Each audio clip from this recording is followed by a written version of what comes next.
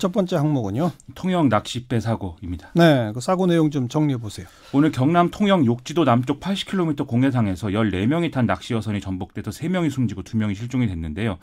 인근 선박과 해경에 구조된 9명은 여수신항에 도착해서 병원 치료 중이라고 합니다. 어쩌다가 전복됐어요? 이 배는 갈치 낚시를 하기 위해서 어제 오후 1시 반쯤에 전남 여수 국동항에서 출항을 했는데요. 파나마 선적 3,000톤급 화물선하고 충돌해서 뒤집힌 것으로 파악이 되고 있습니다. 아하. 이 화물선은 조사를 위해서 통영항으로 압송이 됐고요. 애초에 이 화물선은 해경에 배가 뒤집혀 있다 이렇게만 이제 신고를 했었는데 사고 당시에 가시거리 5km로 시계가 좀 양호한 편이어서 왜 이랬는지 좀 알아봐야 될 것 같습니다. 그러니까 왜 충돌을 피하지 못한 겁니까? 일단 화물선의 운항 책임을 맡은 필리핀인의 증언은 충돌하기 전에 좌측으로 배를 돌렸는데 이제 어선이 피할 거라고 생각했지만 사고가 났다 이렇게 얘기를 하고 있고요. 언론 보도에 따르면은 화물선의 선장은 이 당직 사관에게 운항 지휘를 맡긴 뒤에 잠을 자고 있었다라고 파악이 되고 있습니다.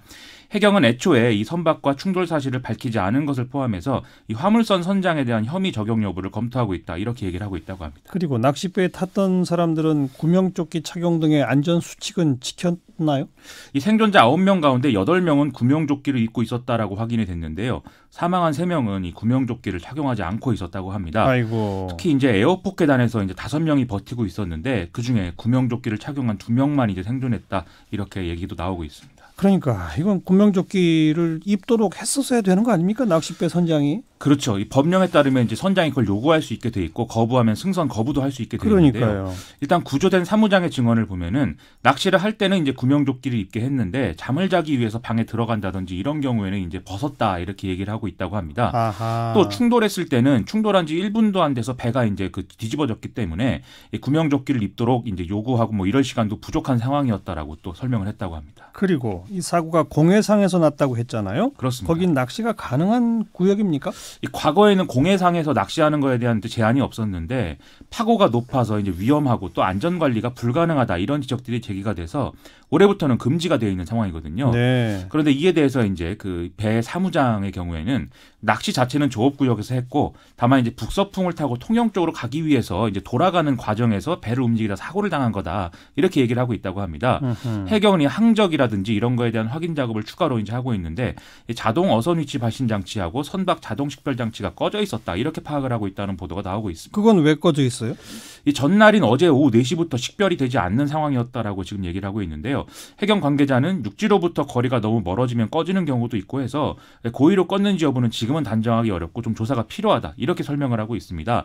다만 이 배가 소속된 선사의 관계자들은 이 해당 장치를 다 켜고 조업을 했다 이렇게 주장을 하고 있어서 좀 엇갈리고 있는 상황입니다. 네. 아무튼 이 낚싯배 이런 거 할 때 구명조끼 이건 정말 꼭 착용해야 돼요. 맞습니다. 안전 대책들을 더 보강을 해야 될 것 같습니다. 시사위키 두 번째 항목은요. 참신과 구태의 갈림길입니다. 참신과 구태? 그렇습니다. 어디 얘기입니까? 자유한국당이 뭔가 이제 새로운 보수 정치를 위해서 나름대로 거듭나려는 노력을 하고 있는데 생각대로 되지만은 않는 것 같습니다.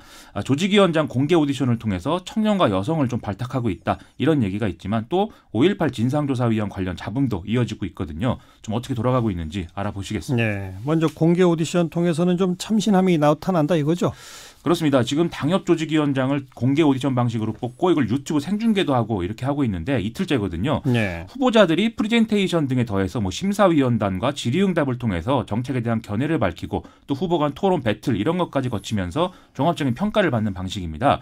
원래는 이거를 이제 조강특위가 밀실 심사를 통해서 뽑던 게 관례였기 때문에 이게 좀 참신하다 이런 얘기가 이제 나온다는 거죠. 그리고 그 결과 아주 청년층이 약진한다면서요? 그렇습니다. 어제는 서울 강남을 이제 조직위원장의 30대 초반인 정치신인 정원석 씨가 선정이 됐고 또 이 서울 강남병의 조직위원장으로도 여성인 이재인 씨가 선정이 돼서 이제 파란이다 이런 얘기가 나오고 있고요. 네. 또 송파병에서도 33살 김성영 씨가 이제 조직위원장으로 선정이 됐고 서울 용산의 경우에는 황춘자 전 서울메트로 경영기획본부장이 삼선 의원 출신인 권영세 전 주중대사를 눌러서 이것도 화제가 되고 있습니다. 네. 권영세 전 대사는 아시다시피 과거의 친박 핵심이다 이렇게 평가가 된 바가 있죠. 이처럼 공개 오디션에서는 참신함이 나오는데 5.18 진상조사위원회에서는 구태다 이건가요? 그렇죠. 지금 지만원 씨 문제로 계속 시끄럽지 않았습니까? 근데 어제 일부 언론 보도를 통해서 좀 새로운 사실들이 확인이 됐습니다.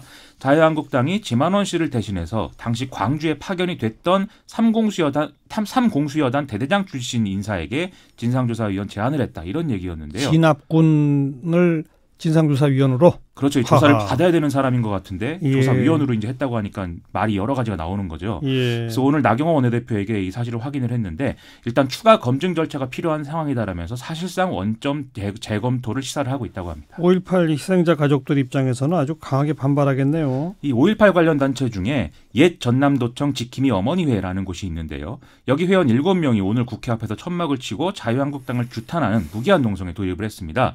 또 이용섭 광주시장은 이런 상황들을 언급을 하면서 오늘 자유한국당의 조속한 진상조사위원 추천을 요구하면서 완전한 5.18의 진상규명을 빨리 해야 된다. 이걸 촉구를 했는데요. 이 자유한국당이 지금 지지층과 여론 사이에서 이러지도 저러지도 못하는 상태에 좀 껴있는 그런 국면이겠죠. 이 대목에서는 아직 구태를 못 벗어난다 그 말이군요. 그렇습니다. 전당대회 관련해서는 단일 지도 체제나 집단 지도 체제가 논쟁이 뜨거운가 봐요. 그렇습니다. 그걸 빨리 정해야 되는데 못 정하고 있는 상황인데요. 이 14일에 비대위가 안을 상정해서 17일에 전국위를 거쳐서 의결한다. 이런 일정만 지금 대략 합의가 되어 있는 상황입니다. 단일 지도 체제라는 것은 당대표와 최고위원을 분리 선출을 하게 되기 때문에 대표의 권한이 상대적으로 커지는 체제라고 봐야 되겠고요. 예. 집단 지도 체제는 단일 명부로 지도부를 선출을 하는데 그중에 최다 득표자가 대표가 되는 방식이기 때문에 계파들이 좀 지분을 나눠서 지도부에 입성하기가 좋은 방식이다라고 평가를 한다는 것이죠. 근데 아직 결정을 못하고 있다. 그렇습니다. 네. 시사비키 세 번째 항목은요. 국민을 향한 군민들의 사과입니다. 군민? 그렇습니다. 이 경북 예천군의회 해외 연수 추태 등의 화제 아니겠습니까? 이 예천 군민들이 군의원 전원 사퇴를 요구하고 또 국민들에게 사죄를 한다면서 108배까지 하는 이런 일들이 벌어지는데요. 이 소식을 좀 알아보겠습니다. 자기들이 뽑은 군의원이 추태를 보였으니 군민들이 국민한테 사죄한다. 그렇습니다. 예. 오늘 예천 군민 50여 명이 예천군 예천읍에서 집회를 열고 약 2.2km를 행진하면서 이런 이제 군의원 전원 사퇴를 촉구를 했는데요. 이 행진에는 젊은이부터 80살이 넘은 할머니까지 이제 함께 했다고 합니다.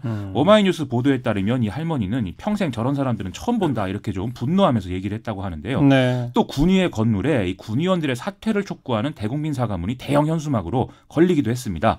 오늘 이 앞에서 일부 군민들이 실제로 108배를 하는 그런 상황도 있었습니다. 참 군민들이 사과할 문제인가요? 이게 엄밀히 따지면 유권자가 사과할 일은 아니지 않겠습니까? 근데 그만큼 국민들 입장에서는 부끄럽고 망신스러워서 이 군의원을 잘못 뽑은 것에 대해서 정말 대국민 사과라도 하고 싶은 심정이다. 이걸 지금 온몸으로 보여주고 있는 상황이라고 봐야 되겠습니다. 해외 연수 가서 뭐 가이드 폭행하고 뭐 접대부 이런 거죠, 그게? 그렇습니다. 뭐 가이드 폭행하고 접대부를 불러달라 이런 발언을 하는 등의 추태인데 국민일보의 이 해외 연수 도중에 가이드를 폭행한 당사자인 예천군의회 박종철 부의장 인터뷰도 이제 실렸습니다. 캐나다 토론토에서 연수 도중에 버스에서 군의회 의장과 가이드가 이 초선 의원들을 비난하는 발언을 해서 그걸 듣고 너무 화가 나서 이제 가이드를 때렸다라는 건데요. 이후에 사과도 시도를 했는데 뭐 피해자가 사과를 받아주지 않더라 뭐 이런 얘기였습니다. 근데 뭐 합의금을 줬다고 보도가 나오지 않았습니까? 그렇습니다. 이 박종철 부의장은 피해자가 합의금으로 뭐 12,000달러를 요구해 와서 6,000달러로 이제 합의를 했고 이 중에 3,300달러랑 170만 원을 전달했다. 이 얘기를 하고 있는데요. 이게 이제 그 의회 공금으로 지출된 것인지 여부도 지금 조사 대상인 상황입니다. 공금으로?